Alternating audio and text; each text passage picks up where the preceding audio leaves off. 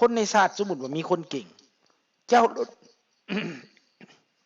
ไปทำลายซะโทษเด้อคนเก่งจะไปทำลายซะเจ้าเราเอาเว้าเอาไว้แต่คนหัวขี้เลื่อยผู้มันโดยโดยโดยผู้ใดที่มันเถียงความมันเจ้าทำลายหมด กินน้ำก็ได้ขอโทษ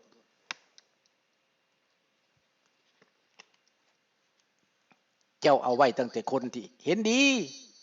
เห็นดีเห็นดีแต่คนที่มันบอกว่าห่วยมันบ่แม่นนะแบบนี้นะแกบ่มีสิทธิ์เข้ามายุ่งในกับปัญหาลาวนะโอ้ยคันผู้ใดเว้าเรื่องแก้วนี่จับกุมคุมขังผูก3ยานไปฆ่าไปแกงเลยเป็นจังไดบักสอนไสมันขายหน้าสู่แล้วบ่บัดนี้ขายหน้าสู่เบิดสิ่งที่พวกสุกระทำมาสัวซามน้ำให้คำไตสีพันห้อนสีพ่อห้อนลูกชายแม่นสอนใส่สีควายดอน ก็สิว่าจังได๋ล่ะพี่น้องเว้าจังได๋ก็พวกนี้แม่นสอลาดบางหลวงกอบโกยโกงกินขายซาดพวกนี้น่ะมันเอาเงินภาครัฐไปเฮ็ดส่วนตัวจนร่ำจนรวยแล้วมันก็ซื้อยนต์เจ็ตให้ลูกมันขี่หลานมันขี่บักอันน่ะเงือนทะยานเนี่ยบักขี้ลักเมืองโขงศรีทันดรนี่นะพี่น้องและพวกเจ้าฮู้แล้วเข้าใจแล้วว่าไผเป็นโจรสบายดีน้ำผึ้งเนาะน้ำเครื่องแก้วสบายดีเด้อดังนั้นแหละพี่น้องในเมื่อเฮาฮู้ว่าคนดีพัดได้หนีไปอยู่ประเทศอื่นคนที่บ่ฮู้อีโนอีเหน่ก็ได้อยู่เป็นข่อยเขาเป็นข่อยขามาใส่เขาคนที่บอกได้ใส่ฟังก็กลายเป็นเครื่องมือทำลายหมู่ทำลายชาติตัวเองและได้หยังล่ะ50ปีสมมุติว่าครอบครัวเจ้ามี10คนถ้าว่าเจ้ารักษาไว้เบิด10คนเฮ็ดให้ใส่หน้านี่เพือบผู้ออกให้งานเข้าเต็มเหล้าเห็นบ่ชาวนาก็แล้วไวกว่าหมู่เพราะว่าคนหลายคนในบ้านนั้นกลายเป็นคนหังมีอยู่มีกินคือครอบครัวข้าพเจ้าสมัยก่อนมีชายชะกัน 4-5 คนพวกข้าพเจ้าเป็นเด็กน้อยแต่ไถไร่ไถนาเป็นหมดเข้าได้ปีละพัน500หมื่นเหลือกินเหลือใช้อุดมสมบูรณ์เครื่องกินเครื่องอยากอะ10คนนั่น3คนไปใส่เบ็ดใส่มองมาก็เหลือกินได้เฮ็ดลาบเฮ็ดก้อยกินดีอยู่ดีขนาดเห็นบ่ถ้าเฮามีหลายคนถ้าว่าเฮือนใดบ่มีพ่อเฮือนพ่อซานมีแต่แม่ห้างนางไม้กินหยังแม่ป้าโอ้ยกินจ้ำแจ่วปลาแดกบ่มีหยังบ่มีผู้ใดไปหาไปเฮ็ดแน่เห็นบ่ความแตกต่างบ่มีผู้ชายก็ได้แบ่งได้ย่อไปหาพวกข้าพเจ้านี่นะปิ้งปลาก็แบ่งไปจัก2ตอน3ตอนแบ่งไปจักโตเอามาเอาเด้อมาเอาไปกินเด้อเบิ่งแย่งกันความกว้างขวางเอื้อเฟื้อเกื้อกูลสมัยก่อนพวกข้าพเจ้าได้ทำคุณงามความดีมาแนวนั้นกับพี่กับน้องกับบ้านกับบ้านตัวเองเบิ่งแย่งผู้ทุกข์ผู้ยากให้กินให้อยากนี่แหละสำหรับนี่แล้ว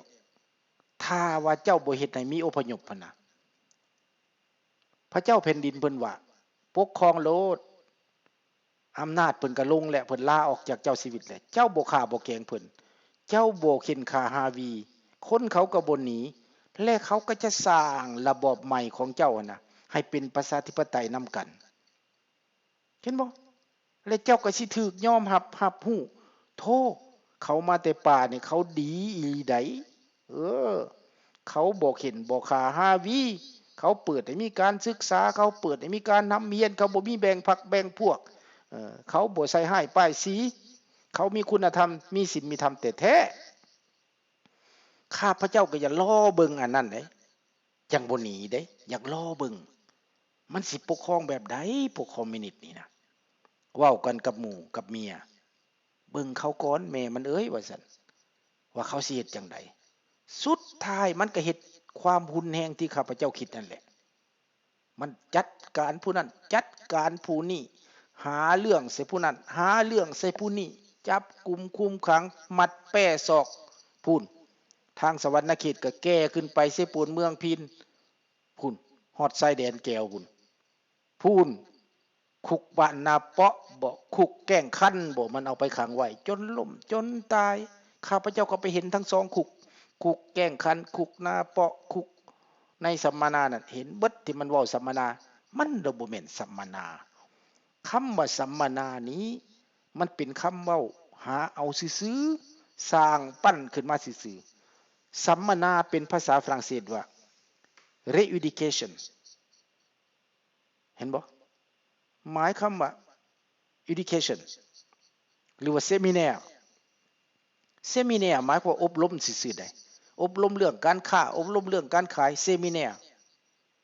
ในประเทศเสรีเขา seminar มันโดซื้อกาแฟมาให้กินพร้อมแล้วก็แบ่งปันความรู้ความรักถ่ายทอดวิชาให้กันแล้วก็ไปเลิกกันไปแล้วก็ไปปฏิบัติตามแผนการนั้นเซมินากันหันสัมมนากันหันแต่อันนี้มันบ่แม่นเด้ห้องไปสัมมนาหมายความเอาไปปะให้ตายอยู่ป่า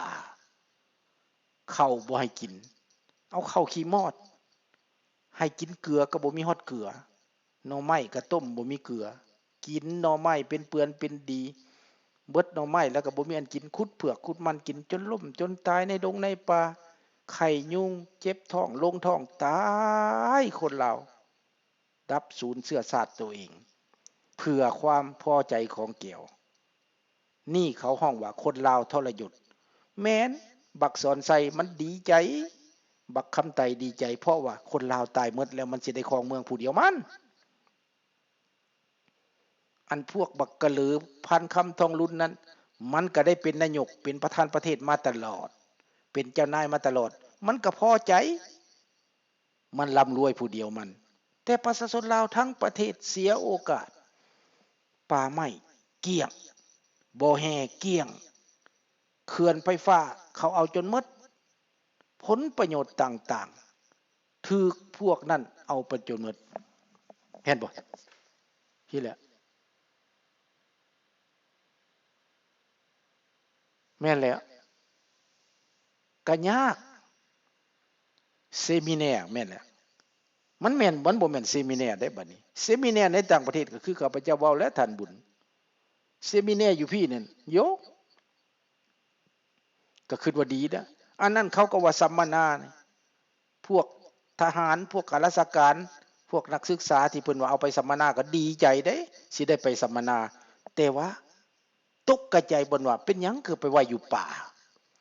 ไปขนลงจากรถแล้วก็อ้าวสุเจ้าอ้ายน้องนี่ทางเอาเองเด้อว่าซั่นเฮือนซานเพิ่นจังพวกเจ้านอนนี่แหละคุ้มระเบิดนี่แหละนี่แหละบ่อนมีมินนี่แหละบ่อนป่าไผ่66นี่แหละนี่แหละเฮือนเจ้าให้เจ้าทางเอาสร้างเอา